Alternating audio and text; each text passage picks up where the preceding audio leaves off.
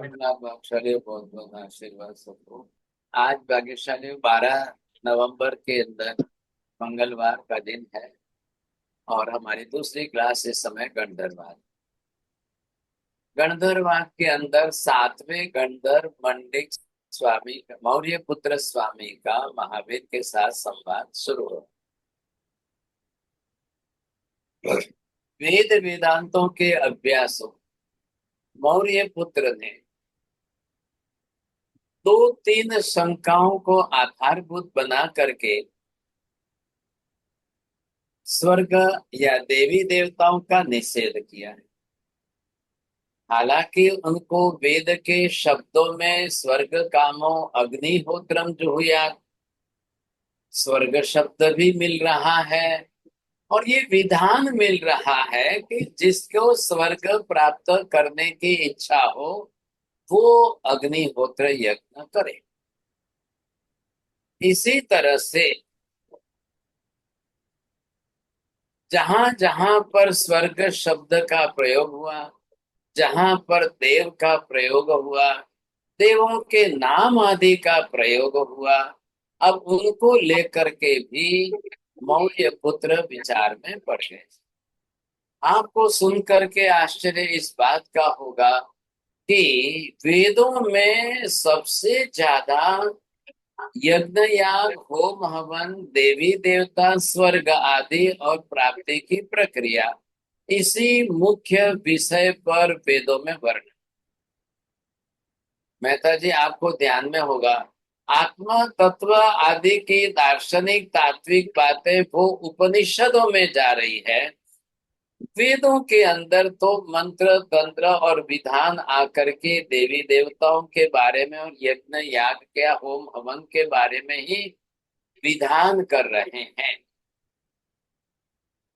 तो जिन लोगों को आज भी दार्शनिक अभ्यास करना है, तात्विक अभ्यास करना है, वो लोग अधिकांश रूप से उपनिषदों का अभ्यास करते हैं। तो उपनिषदों के अंदर जो है वो तात्विक बातें वगैरह काफी उनको मिलती है, ये बात है। तो यहाँ क्या है कि इनका भी मौर्य पुत्र स्वामी का अपना आधारभूत ग्रंथ तो इन्होंने वेदों को ही बनाया है, क्योंकि वेदों के अंदर परस्पर जो है कॉन्ट्राडिक्टरी स्टेटमेंट वाले ही ग्रंथ मिले। एक जगह पर ऐसा स्टेटमेंट आया तो दूसरी जगह पर दूसरा स्टेटमेंट आया। हमने लास्ट टाइम जिसके बारे में विशेष बात की थी वो था मायावी शब्द था, क्योंकि मौर्य पुत्र यहाँ माया शब्द का उपयोग इंद्रजाल शब्द का उपयोग करके वो कह रहे हैं वो जानाति मायोपमान गिरवाणन। ऐसा उनको वेदों में वाक्य मिल गया। कौन जानता है भाई साहब, मायावी रचना करने वाले ऐसे यम वरुण कुबेर ईशान आदि ये जो देवी देवता है, अब इनको कौन जानता कौन। मैं जाऊं तो किसको पूछूं भाई साहब। मैं आपके पास आऊं और आपको पूछूं भाई साहब इंद्र कौन है, यम कौन है, वरुण कुबेर कुबेर कौन है, ईशान कौन है। अब ये सब बातें जब सामने आएगी तो आपको आधार किसका लेना पड़ेगा। आप ये बोलोगे नहीं नहीं नहीं वेद में ऐसा लिखा है, आप बोलोगे वेद में ऐसा लिखा है। ये क्या कह रहे मौर्य पुत्र, को जाना थी किसको, परिचय किसको है, पहचान किसको है। ख्याल है। अब वेदों में लिखा है इसके मात्र से कोई उसको प्रामाणिक मान ले तो वो कौन मानेगा, जिनको वेद पर थोड़ी बहुत श्रद्धा निष्ठा है वो मान लेगा। उतनी बात को वो जानने को तैयार रहेगा। उसको ज्यादा पदार्थ के विषय में गहराई में नहीं जाना है। उसको वेद की श्रद्धा निष्ठा जो बना के रखी है उसमें लिखा इसलिए मानना। आपके अंदर ऐसी है क्या धारणा, आगम में लिखा है इसलिए मानना है, या पदार्थ का निरूपण सही यथार्थ है इसलिए मानना है। बोलिए मेहता जी जल्दी बोलो। पदार्थ का स्वरूप का निरूपण जो है वो सत्य लगता है, इसलिए मानना है। चलो अब मनीषा बहन जी आप क्या बोलेंगे? यही गुरु जी। क्यों? साहब जी मैंने तो ये सुना था, पढ़ा था कि जहां जहां बुद्धि का विषय होता है वहां पे बुद्धि से संगत मानना चाहिए, और जहां जहां श्रद्धा का विषय होता है वहां श्रद्धा से मानना चाहिए। अब जहां श्रद्धा का विषय है और बुद्धि का विषय है, तो प्राचीन काल में लोग बुद्धिशाली नहीं थे क्या? साहब जी थे, मगर तो भी कुछ विषय ऐसे होते हैं जो श्रद्धा से मानने पड़ते हैं। अरे मैं ये कहता हूँ प्राचीन काल में बुद्धि वाले थे कि नहीं थे, थे बुद्धिशाली थे। थे कि नहीं थे? आज क्या हमसे तो वर्तमान ज्यादा। में, आज के वर्तमान कलयुग की सच्चाई बता दूं आपको, जो श्रद्धा से मानते हैं उनको लोग बुद्धिशाली नहीं मानते हैं, और जो ज्यादा बुद्धिशाली होते हैं एकदम। उनको श्रद्धालु नहीं कहते हैं। क्यों, ये बात गलत है क्या? बोलिए साहब चौड़िया जी। नहीं नहीं माज, एकदम सही बात है। आजकल लोग का तर्क वितर्क में आ गए हैं। आज ये परिस्थिति आ गई है, जी माज। लोग सामने से, अरे ये तो ठीक है, चलो चलो ये श्रद्धालु है ना, अब ये तो भाई पढ़ने वाले मान लेते हैं सब, ये कम बुद्धि वाले हैं इसलिए श्रद्धा मा- रखेंगे, नहीं रखेंगे तो बेचारे कहाँ जाएंगे सब, ऐसा बोलते दया लेते हैं हमारी। और जो हाँ, बरोबर तर्क लगा लड़ाए, युक्ति लड़ाए, थोड़ा वाद विवाद करे, डिस्कशन करे, सिर पर खुजली लाए सब जगह, अरे भाई साहब बहुत बुद्धिशाली है, हाँ, मधुर बहुत साहब। बहुत बुद्धिशाली है। अरे मैं आपको क्या बात करूं, एक एक मम्मी आती है, वो अपने 5-7 साल के बच्चे को लेके आती है, और फिर क्या बोलती है, महाराज साहब 3 पीढ़ी के इसके दादाओं में, इसके बाप में किसी में बुद्धि नहीं थी इतनी इस बच्चे में।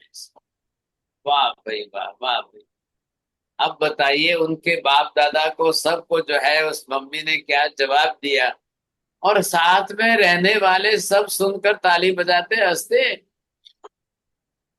अब ये नहीं सोचते हैं कि अपने बाप दादाओं को जो है बुद्धिहीन कहा है, और ये 5-7 बरस के बच्चे में दादाजी से, परदादाजी से, पापा से सबसे ज्यादा बुद्धि इसी में आ गई। अब ना बोलने जाओ, कुछ बोलने जाओ तो बुरा लगता है भाई, सब बस सब हाँ, हाँ में हाँ भर के ताली बजाओ बस, और क्या करो। तो भाई साहब ये गलत धारणा है, ख्याल है कि नहीं? आपको ये नहीं कहा है कि मनोहर, कहीं कहीं पर बुद्धि का उपयोग करो, कहीं पर श्रद्धा का उपयोग करो, कहीं बुद्धि का कहीं श्रद्धा का, ऐसा नहीं है। खाली एक करेला रहने देना। हाँ। अरे और भाई बाकी साहब सब ले लेना, सेम ये एम सब ले छोड़ लेना के तो चले जाते हैं। खाली करेला छोड़ ले लेना। अरे हमको रा, खोल के रा, दो, खाना ही नहीं हो रहा, खुला ही नहीं मेरे से। राहुल जी जरा देखो, ध्यान सब दो ना। फूका हो गया। मीठा है क्या? नहीं हाँ नहीं, ये फीका कौन है। है जरा बात कर।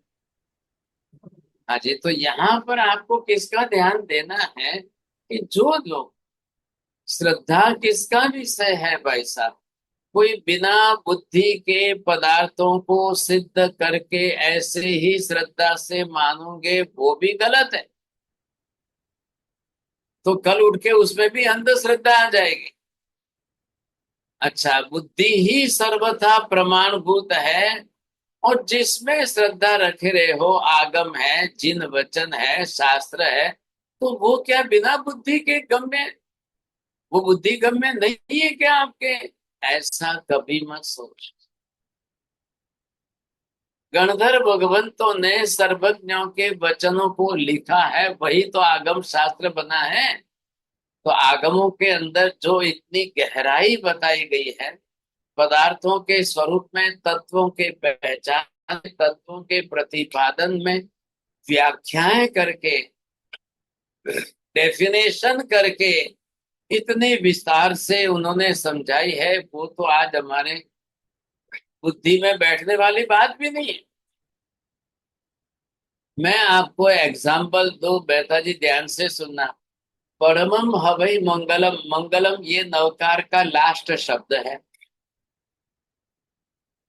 अब इस मंगल शब्द के ऊपर भद्रबाहु स्वामी महाराज ने उस काल के अंदर जिस तरह से उन्होंने 500 श्लोक प्रमाण उसकी व्याख्या की है, 500 श्लोक प्रमाण उसकी व्याख्या की, डेफिनेशन दी है, और इतनी बड़ी डेफिनेशन दे करके उसके विस्तार से वर्णन किया है। अब मंगल शब्द की 9 व्याख्या तो अलग अलग तरीके से दे करके उसके डिटेल में शब्द का अर्थ समझाया है। आज पूछ लो किसी को जाकर के, कोई बता सकता है? और 500 श्लोकों के अंदर आप आवश्यक निरुक्ति पढ़ लेना, आपको 500 श्लोक जो है सिर्फ मंगल के बारे में विवेचन मिल जाए, तो इतना विस्तार आज किसकी ताकत है? कौन, हम कैसे कह सकते हैं कि भाई साहब प्राचीन काल के अंदर बुद्धिवादी नहीं थे साहब? और कौन से शास्त्र निषेध करते हैं कि बुद्धि गम्य पदार्थों को बुद्धि से न स्वीकारो, तर्क गम्य पदार्थों को तर्क युक्ति से न पढ़ो? शास्त्र कभी निषेध नहीं करते हैं। हजारों साल से शास्त्रों ने भी यही पद्धति अपनाई है। आप पहचानते हैं सिद्धसेन दिवाकर सूरी महाराज को, ख्याल आया? अब उन्होंने जो जो ग्रंथ लिखे हैं उस काल के अंदर, वो इतनी बुद्धि और तर्क और युक्ति गम्य है कि आज के लोग तो उसको खोल नहीं पाते हैं, समझ नहीं पाते हैं, विवेचन कर नहीं पाते। इतने विस्तार से उन्होंने वर्णन किया है। आप क्या सोचते हो, समझे कि नहीं? तो अब मोक्ष की बात है तो क्या मोक्ष को लॉजिकली हम प्रूफ नहीं करेंगे, ऐसे ही मान लेंगे?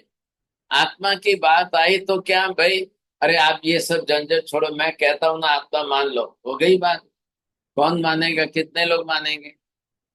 ऐसा नहीं है। ऐसा आप जहां पर ये सोचते हो कि जो बुद्धि गम्य विषय है, ऊपर से प्रश्नों को और उनके समाधान को प्राप्त करके जब श्रद्धा होती है तो वो ज्यादा मजबूत होती है, वो ज्यादा सॉलिड हो जाती है श्रद्धा। इसलिए हम यहाँ पर इन बातों का विशेष विचार विमर्श करते हैं कि ऐसे विषयों को लेकर के, इस तरह से बुद्धि गम्य पदार्थों को लेकर के यहाँ पर विस्तार से बात की है, ये सामान्य बात नहीं कहला, ये विशेष बात है। तो यहाँ पर इन बातों को लेकर के हमें विशेष रूप से चलना है। अब आप देखिए कि यहाँ पर हमारा विषय चल रहा है, वेद के ही शब्दों को लेकर के इन्होंने मायोपमान कह दिया। देवताओं का इनको आधार स्थान वेदों में विवेचन मिल रहा है, वेदों में विधि विधान मिल रहे हैं, वेदों में यज्ञ याग मिल रहा है, वेदों में होम हवन की प्रक्रिया मिल रही है और मैक्सिमम मिल रही है ऐसा। लेकिन मौर्य पुत्र ने अपने जीवन काल में इतने सारे यज्ञ याग कराए, किए, सब कुछ हुआ, लेकिन कभी कोई देवी देवता इनके सामने देखने में नहीं आए। अब वेदों में जो बोलते हैं कि भाई यज्ञ याग के समय आप आह्वान करो, जरा शब्द ख्याल आ गया आपको? जैन साहब, आह्वान करना मतलब क्या? अरे सब बुलाना या उनको प्रकट होना, कहने प्रकट करना। बोलिए मेहता जी, बोलो। इनवाइट करना, आह्वान बोले तो इनविटेशन हाँ, देना। आमंत्रित करना है, इनवाइट करना है। आप उनको बुला रहे हो और बुलाने के टाइम पर आप उनका स्वागत कर रहे हो। आप सब कुछ जो बिल्कुल हमारे यहाँ मनुष्यों के जैसा ही लौकिक व्यवहार जो होता है वो करना है। लेकिन ये पंडित जी कह रहे हैं मैंने इतने यज्ञ याग होम हवन किए किए किए, मैं करता गया, आहुति देता गया, आह्वान करता गया, अत्र आगच्छ आगच्छ स्वाहा, लेकिन कभी मैंने किसी को आते हुए देखा ही नहीं। ये संस्कृत लैंग्वेज है वेदों की। अगर इसका अर्थ आपको ये ख्याल आ जाए तो आगे नाम लिया है, यम नियम वरुण कुबेर ईशान आदि देवा अत्र आगच्छ आगच्छ स्वाहा, अत्र तिष्ठ तिष्ठ स्वाहा, ऐसे शब्द प्रयोग करके उनकी लैंग्वेज में आते हैं। तो बोलते मैंने भी तो आह्वान किया है, I have already invited them.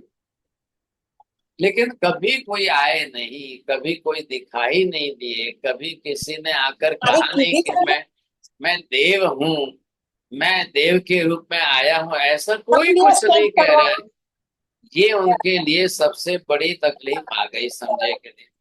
तो ऐसी स्थिति के अंदर इनको कई बार ऐसा लगा, ख्याल है, शंका तो हो गई। अब ये क्या कह रहे हैं भाई साहब, जो देवी देवता वहां पर है, बात तो विषय तो देवों के विषय में चल रही है, तो देवों के विषय में अब जो देवी देवता आदि है, तो ये शब्द क्या है भाई साहब। अब आप इसको देख लीजिए, अच्छी तरह से समझ में आ जाएगा आपको भी।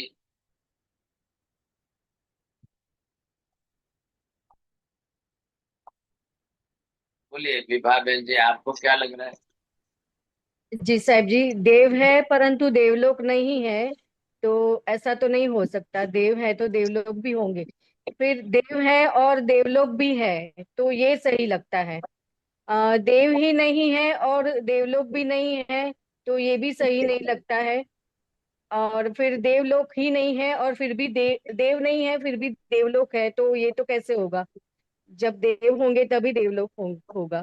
अब तो शायद बताइए, अगर थोड़ा सा आगे शब्द को जोड़ दे, राहुल जी आप थोड़े बने रहो, फिर आप भी पढ़ोगे सीख लोगे। अरे ऐसे मत करो ना, बार बार बंद करना खोलना मत करो, आप बने रहो साथ में, नहीं तो क्या सीखोगे फिर। क्या हो विपुल जी, छोड़ के गए? वो कुछ शादी के कारण नहीं आ पाए के घर। जहां देव नहीं है वहां देवलोक नहीं है, विभा बहन जी अब सही है? नहीं साहब जी, क्यों? देवलोक नहीं है परंतु देव तो सभी जहां मनुष्य लोग। जहां देव नहीं है वहां देवलोक नहीं।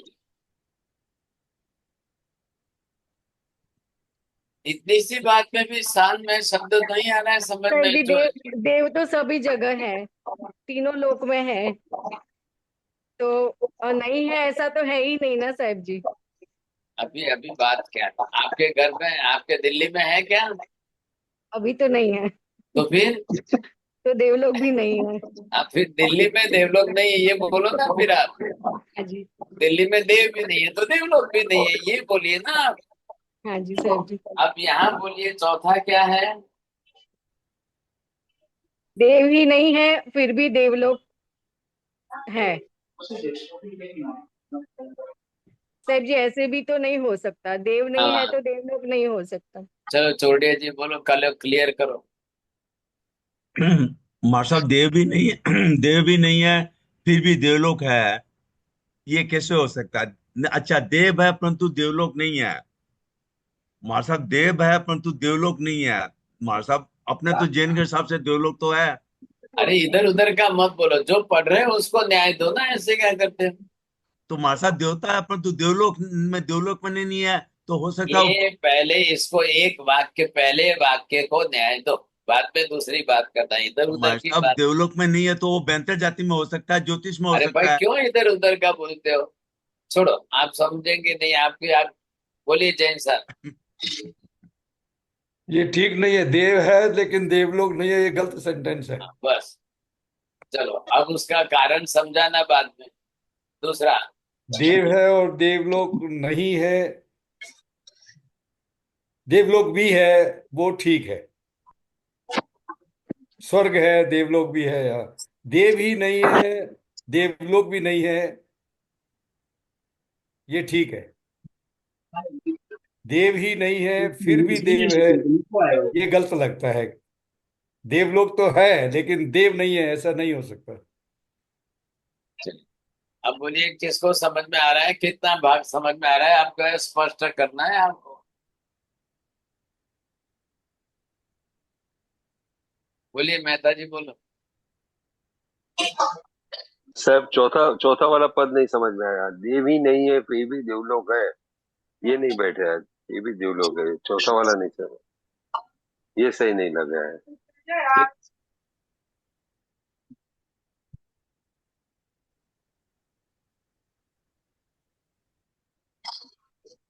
यहाँ नहीं है देव, देवलोक तो है मगर यहाँ हमारे पास नहीं है। अच्छा, ठीक ठीक। अब चारों में बैठा दीजिए।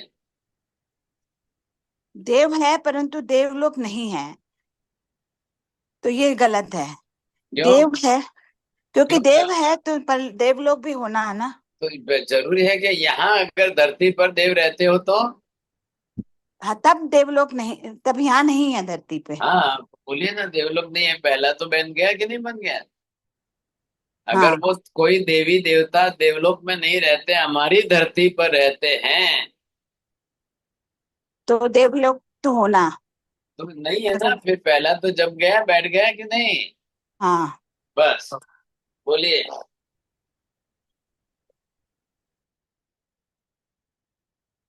देव है और परंतु देवलोक भी है, तो वो तो सही लग रहा है। ओ गॉड, देव है और देवलोक भी है, और देव नहीं है और देवलोक भी नहीं है, तो वो भी गलत है। और सिर्फ एक सेकंड वाला ही ठीक लग रहा है। देव फर्स्ट नहीं है सिर्फ अरे देवलोक। अभी तो फर्स्ट वाला ठीक लगा था आपको। हाँ, परंतु आपने बताया ना देवलोक तो नहीं है धरती पे। अरे भाई साहब, फर्स्ट वाला तो ठीक लगा था ना, यहाँ भी तो रहते हैं ना। हाँ, हमारी धरती पर भी तो बहुत रहते हैं, तो देव नहीं है फिर हमारी धरती पर रहते हैं। हाँ, बस ठीक है। पहले दोनों ठीक है महाराज साहब, दूसरे दोनों गलत है। दूसरे दोनों ही गलत है।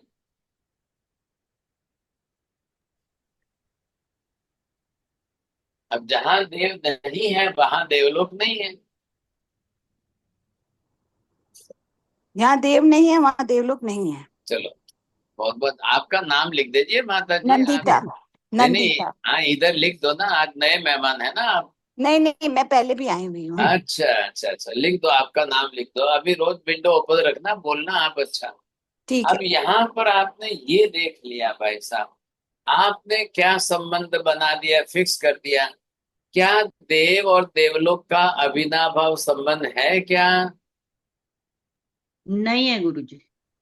लो, है। लो, अब क्या करेंगे? एक बोल रहे हैं, एक बोल रहे नहीं है। अब न्याय करो भाई साहब। जैन साहब बोलिए, क्या न्याय करेंगे? गुरुजी उधर्वलोक में है, बाकी में नहीं है। अविनाभाव संबंध नहीं है साहिब जी। क्यों नहीं है? यहाँ पर देव और देवलोक ये गुण नहीं है ना, आश्रय स्थान है, आधार स्थान है ये। लेकिन अब जहां देवलोक है वहां देवता है, ये वहां पर अविनाभाव संबंध बन जाएगा। क्योंकि देवलोक के अंदर देवता अनिवार्य रूप से रहते हैं। बिना देव के वहां मनुष्य पशु पक्षी आदि कोई नहीं रहते हैं। इसलिए जो दो देवलोक में रहेगा वो तो देव कहलाएगा ही कहलाएगा।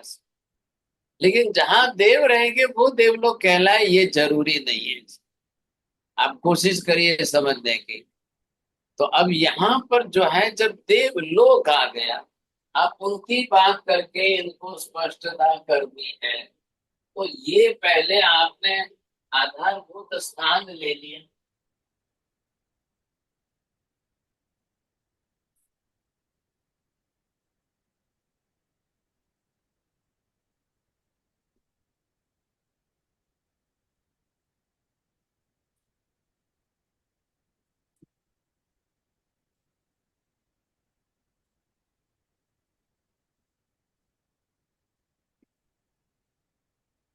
अब इतना स्थान जो है,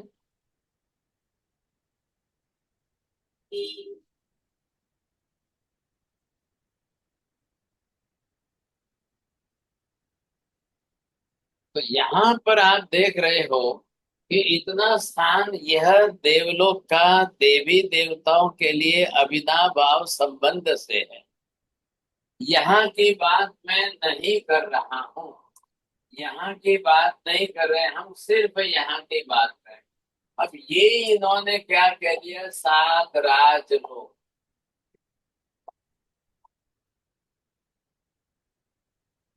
ये जब इतना बड़ा विस्तार का क्षेत्र है, तो इस विस्तार के क्षेत्र को देवलोक नाम क्यों रखा गया इसका?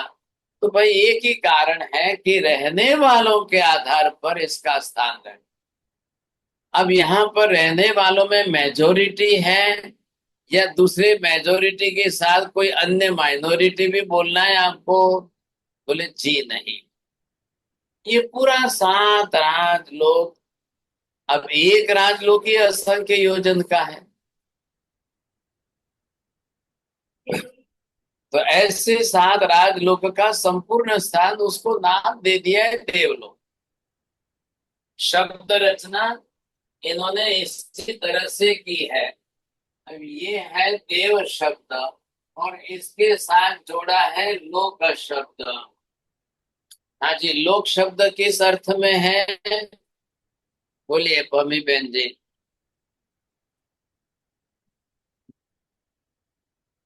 लोक शब्द यहाँ पर क्षेत्रवाची है। ख्याल है, क्षेत्र के हिसाब से यहाँ पर जो रहते हो उनका क्षेत्र है ये। तो ये किसका क्षेत्र है? जो वहां रहते हैं उसकी मेजोरिटी के साथ में बनाया। लेकिन वहां क्या है?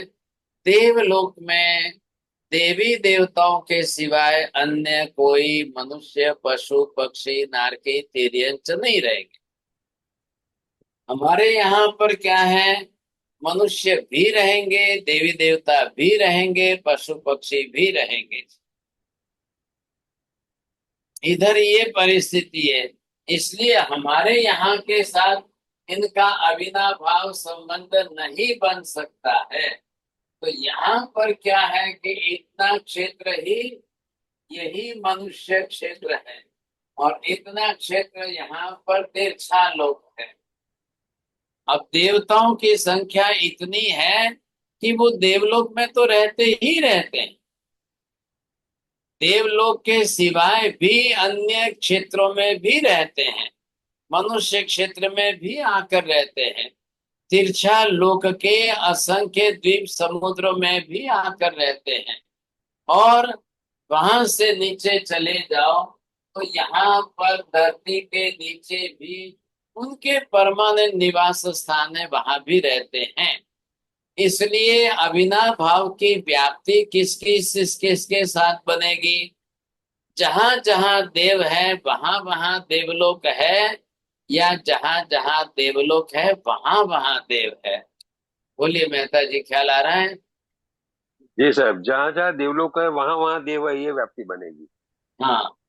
अब जैसे मैं आपको कहूं जहां जहां धुआं धुआं है वहां अग्नि है, या जहां अग्नि है वहां धुआं है? बोलिए विभा बहन जी, आ रहा है ख्याल में? जी साहब जी, जहां जहां धुआं है वहां अग्नि है ही। लेकिन लेकिन अग्नि है तो धुआं जरूरी नहीं है। हाँ, वैसे ही इधर बोलिए। वैसे ही जहां जहां जहां देवलोक है वहां देव है ही, परंतु जहां जहां देव है वो सभी देवलोक नहीं हो सकते। बहुत अच्छा, पहला इनाम आया आपको। बोलिए मीना बहन ji, can you repeat the same? चलो दर्शना बहन जी। जहाँ देवलोक है वहां देव है। Where is the compulsion? Compulsion is with what? जरूरी जरूरी। तो यहाँ पर आपने ये देख लिया सा। अब क्या है कि मौर्य पुत्र जी तो मनुष्य लोक में क्षेत्र में है, और वो आह्वान कर रहे हैं मनुष्य क्षेत्र में। अब वो किसको आह्वान कर रहे हैं? वो देवलोक को आह्वान कर रहे हैं, स्वर्ग का आह्वान कर रहे हैं, कि स्वर्गवासी ऐसे देवी देवताओं का आह्वान कर रहे हैं? तो यहाँ जो मनुष्य क्षेत्र है, और मनुष्य क्षेत्र में सबसे निकट ज्यादा संबंध किसका है? वो बोलते हैं व्यंतरों का है। आप व्यंतर जाति के देवी देवताओं का जितना ज्यादा आह्वान करेंगे वो संभव है आने।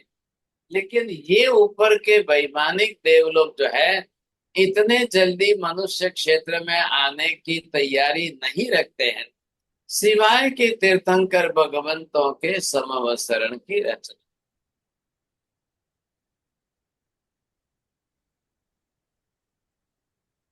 तो महाराज साहब, who's living, what devs are living in Manushya Kshetra?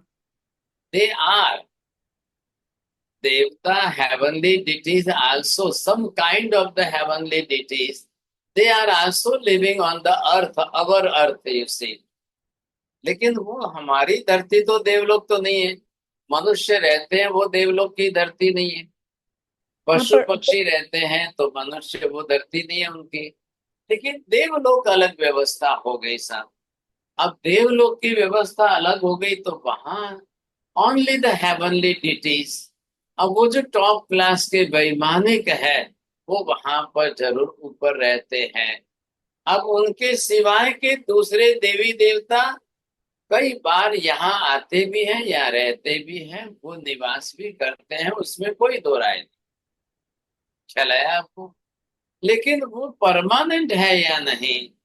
कई देवी देवता अपने ऐसे स्थानों को परमानेंट भी बनाकर बैठ गए हैं। मनुष्य क्षेत्र बहुत बड़ा है और तिरछा लोग तो उससे भी असंख्य योजनों के विस्तार वाला है। तो वो कोई आना चाहे रहना चाहे तो रहते हैं, कोई ना नहीं है। या कई बार कई देवी देवता वैमानिक के आना जाना करते हैं, रहते नहीं हैं, चले भी जाते हैं। कुछ ऐसे हैं कि जो वैमानिक देव में नहीं जा सकते, नहीं रह सकते, वो यहाँ भी आते हैं, यहाँ भी रहते हैं। अब दोनों बात आ गई आपको ध्यान में साहब। तो ये क्षेत्र है, तो यहाँ हम ये तो नहीं कह सकते हैं कि देवलोक का अस्तित्व नहीं है। अब बताइए ध्यान से, देवलोक दिखाई देगा कि देवी देवता दिखाई देगा? बोलिए चौड़िया जी, बोलो समझ के। हाँ मास्टर, देवलोक, मास्टर कौन देवी देवता। हाँ, देवी देवता। देवलोक दिखाई देगा शायद। नहीं, none of them you can see. देवी देवता तो वो तो व्यंतर जाति के कैसे दिखाते? ठीक है ना, आप किस जाति के हैं that is not important. Are they देव और नॉट, यू सी। देव होना ये कंपलसरी है, देवलोक के होना या देवलोक से आना वो कंपलसरी नहीं है।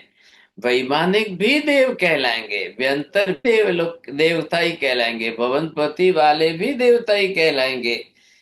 क्यों कहलाएंगे सभी देवता? वो क्यों? देखो, physical structure will be the same. You will create some doubt on the similarity, because if you will see the human being body person, and some of them time if you will see the deities you see, there will be some similarity in that, both in the similarity. Sometimes you may in confusion that who is Dev and who is Manush. Because of that, the human being structure and the heavenly Dev structure is one and the same. क्यों same है? इंद्रियां पांचों दोनों की समान है। ख्याल है? जो पंचेंद्रिय का स्ट्रक्चर है वो सिमिलर है। मनुष्य का जैसे ही आंख, नाक, कान, हाथ, पैर, सिर, धड़ वगैरह जो है, वैसे उनका भी है, इसलिए वो सिमिलैरिटी आ जाएगी। वो लोग खाना पीना भी करते हैं क्या? नहीं खाते ना, इसलिए वो अलग क्या विशेषता आ गई ना। अब मनुष्य की विशेषता किस बात में आ गई? औदारिक शरीर के कारण, और उनके पास है वैक्रिय शरीर के कारण। तो हमारे जैसा खाना पीना उनका नहीं होगा। मनुष्य औदारिक वर्गणा के पुद्गल परमाणु लेकर के अपने शरीर की रचना करते हैं, और उनको वहां पर वैक्रिय वर्गणा के पुद्गल परमाणु लेकर ही शरीर की रचना करनी है। तो वैक्रिय वर्गणा के अंदर रोटी, सब्जी, दाल, चावल नहीं होते हैं, और मनुष्य के आहार के अंदर खाने पीने में सभी पदार्थ औदारिक वर्गणा के ही रहेंगे। वैक्रिय वर्गणा के पदार्थों का आहार भोजन हम नहीं कर सकते। लेकिन व्यवस्था तो है ना, व्यवस्था तो है। ये बात दोनों तरफ से आ रही है कि इनको हम यहाँ पर क्षेत्र दे रहे हैं। लोक शब्द क्षेत्रवाची है। अब देवताओं का निवास क्षेत्र, निवास स्थान जो बना है, तो वो कितना बड़ा है सोचिए। अब मनुष्यों का निवास स्थान क्षेत्र इतना ही है, बहुत छोटा है, सबसे छोटा है, चारों गतियों में सबसे छोटा मनुष्य का है। उसमें भी अगर देवता आके रह सकते हैं तो कल हम उन देवताओं के साथ झगड़ा कर ले, भाई साहब आप हमारे इतने छोटे से क्षेत्र में आके रह सकते हो, हम भी आपके क्षेत्र में रहने आएंगे, चलो हमको भी जगह दे दो थोड़ी, हम वहां रखे। तो देवता कोई ना नहीं कहेंगे, आओ भाई आओ, आप आ सकते हो तो आओ, हमारी तरफ से मनाही नहीं है। देवताओं ने कॉर्डन बना करके लॉक रख के नहीं रखा है, आप आ सकते हो तो आओ। लेकिन अब हमारा फिजिकल स्ट्रक्चर ही इस प्रकार का है, हम इतने जल्दी उड़ करके देवलोक में नहीं पहुंच सकते हैं, वहां नहीं जा सकते हैं। अब आपको कोई ले जाए और आप चले जाओ और वहां रहो तो आप वहां वहां की पद्धति से रह ही नहीं सकते हो। मनुष्य को लगता है आहार पानी, और देवलोक में आपको पानी भी नहीं मिलेगा, आहार भी नहीं मिलेगा, तो वहां आपका रहना संभव नहीं होगा। ख्याल आया? फिर वापस आपको नीचे ही आना है। अब आप ये सोचो कि नहीं मैं वहां जाके चला आऊं साहब, जाइए आइए, आप एक दिन में, 2 दिन में, 3 दिन में, जितना आपके पास संभव है समय का, आप जाके आ सकते हो। आप बोलो मैं 28 कर लूं, चारों आहार के त्याग की 24 28 करूं, एक बार देवलोक जाके तो आऊं, देख के तो आऊं कहाँ कैसा है।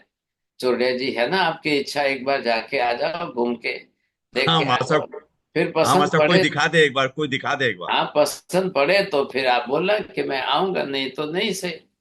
ये आपके लिए संभव है कि नहीं?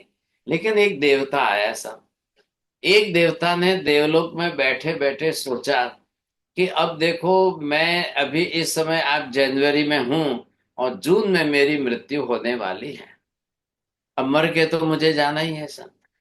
अब वो भी उस समय वहां देवलोक में जाओ तो चौड़िया जी लिख लो, पहले मैं बोलता हूँ। देवलोक में जाओगे तो वहां दीवार पर लिखा हुआ मिलेगा, देव मरकर तुरंत दोबारा देव बनता ही नहीं है।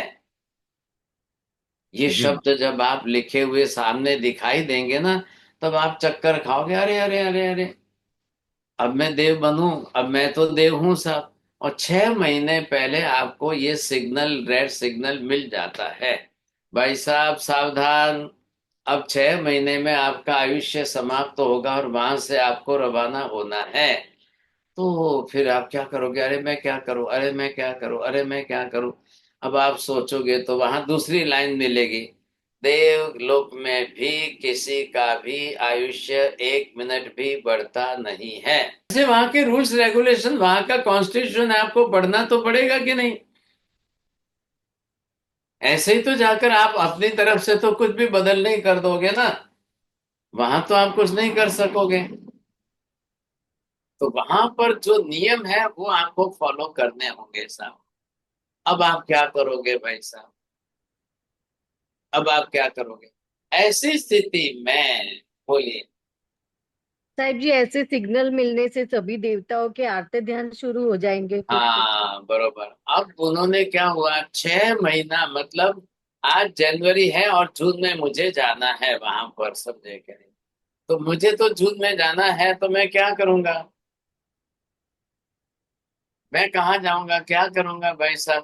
तो देव को इच्छा हो, अरे अरे अरे, मेरी मृत्यु तो निश्चित है, मरने वाला तो हूँ, अब मैं कहाँ जाऊंगा भाई साहब, चलो जाके देख के तो आता हूँ। अब एक फैसिलिटी वहां पर उनको जन्मजात है, अवधि ज्ञान अवधि दर्शन की।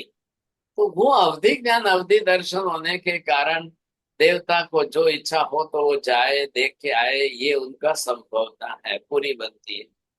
लेकिन वो जाएगा मनुष्य क्षेत्र में ही आएगा,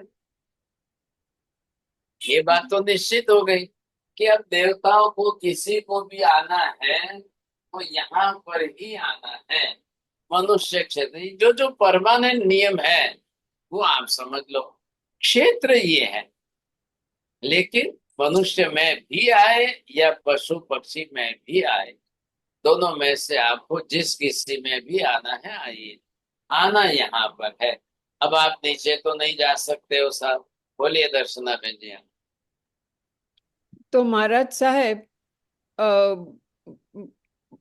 when they come into Manushya Lok, who are they and can you see them? And There how are are they some, there recognized? are some other reasons.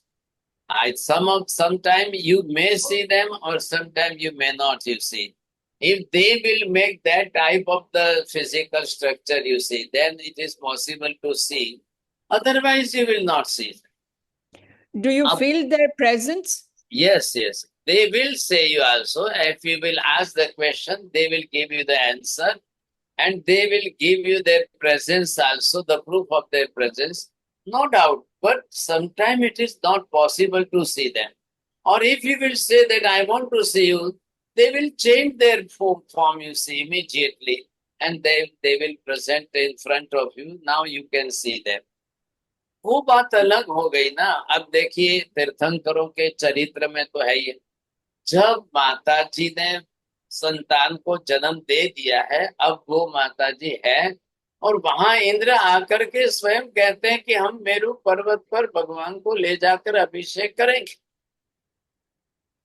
अब माता जी सामने देख रही है और इंद्र ने पहले ही आकर अपना परिचय दिया.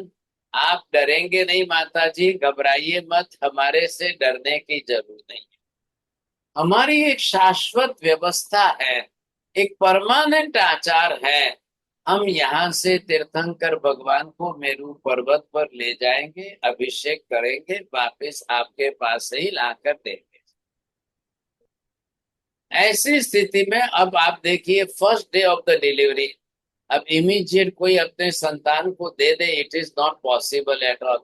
लेकिन इंद्र का परिचय, इंद्र की व्यवस्था, ये सारा सब कुछ दे करके माता जी को देना ही पड़ता है. ख्याल आया? अब ये सारी व्यवस्था इंद्र करते हैं. अब सोचिए आप, इंद्र महाराज को उस समय त्रिशला माता कैसे देख पाएगी? अगर त्रिशला माता देख सकती है तो दर्शना बहन ji can also see them, you see. पर लेकिन उस समय वो इंद्र के पास क्या है? वैक्रिय शक्ति से अपने रूप रंग का इमीडिएट चेंजेस करना, परिवर्तन कर लेते हैं ताकि आप उस समय उनको देख पाओ. बाद में फिर वापस चेंज कर देते हैं. ये उनकी स्पेशलिटी है. But the human being have not that type of the speciality.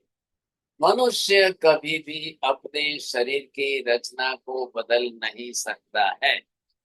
अब what is the reason behind that?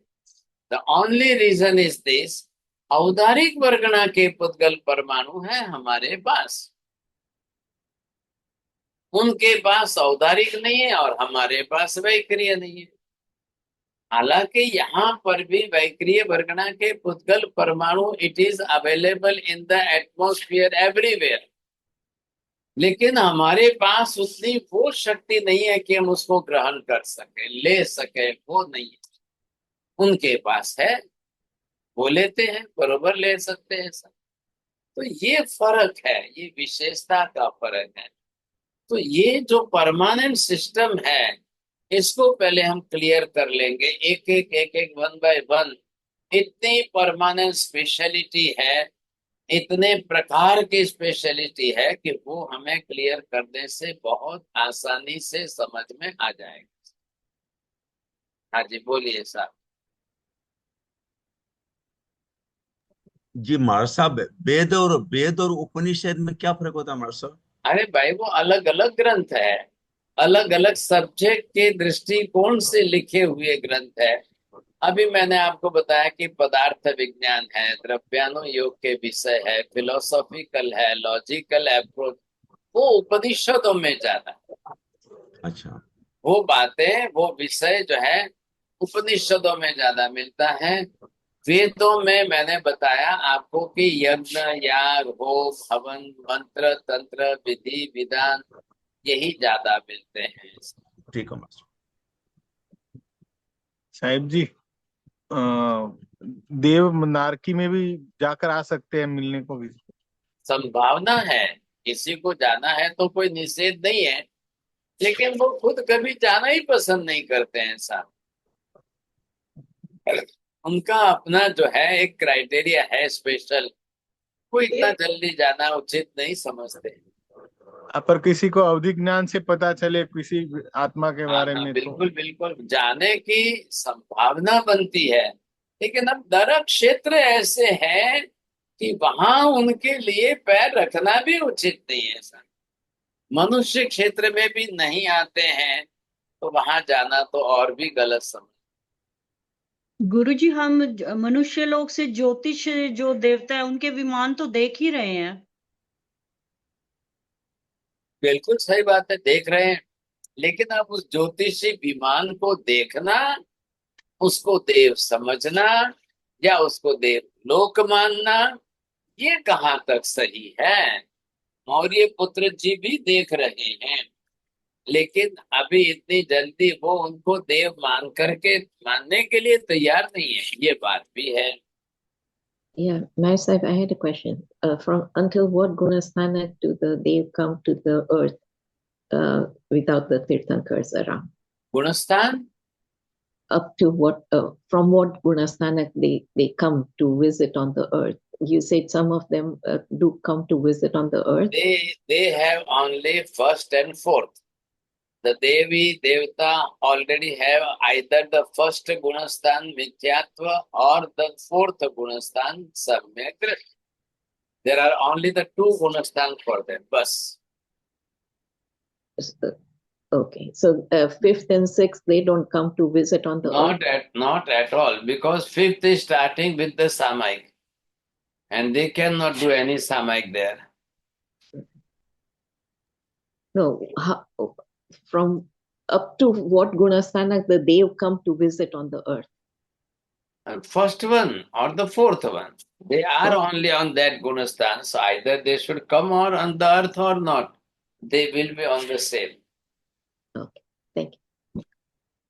नमो हरिहिंताणं नमो सिद्धाणं नमो आयर्याणं नमो वज्रायणं नमो लोहे सव्वसागुणम् एषु पञ्च नमोकारो सव्वपापप्रणाशनं मङ्गलानं च सव्येसिं परमं हवै मङ्गलम् मङ्गलं भगवान् वीरो मङ्गलं गौतम प्रभु मङ्गलं स्थूलिभद्राद्य जैनधर्मोऽस्तु मङ्गलम् चत्तारि मंगलम अरिहंता मंगलम सिद्धा मंगलम साहु मंगलम केवली पन्नतो धम्मो मंगलम चत्तारि लोगोत्तम अरिहंता लोगोत्तम सिद्धा लोगोत्तम साहु लोगोत्तम केवली पन्नतो धम्मो लोगोत्तम चत्तारि शरणं पवज्जामि अरिहन्ते शरणं पवज्जामि सिद्धे शरणं पवज्जामि साहु शरणं पवज्जामि केवली पन्नतं धम्मं शरणं पवज्जामि सर्वमङ्गलमाङ्गल्यं सर्वकल्याणकारणं प्रधानं सर्वधर्माणां जैनं जयति शासनम्। धर्मला बहुत बहुत आशीर्वाद सबको। हाँ, त्रिकाल वंदन साहब। हर बंदा साहब जी। हाँ जी सर, धर्म।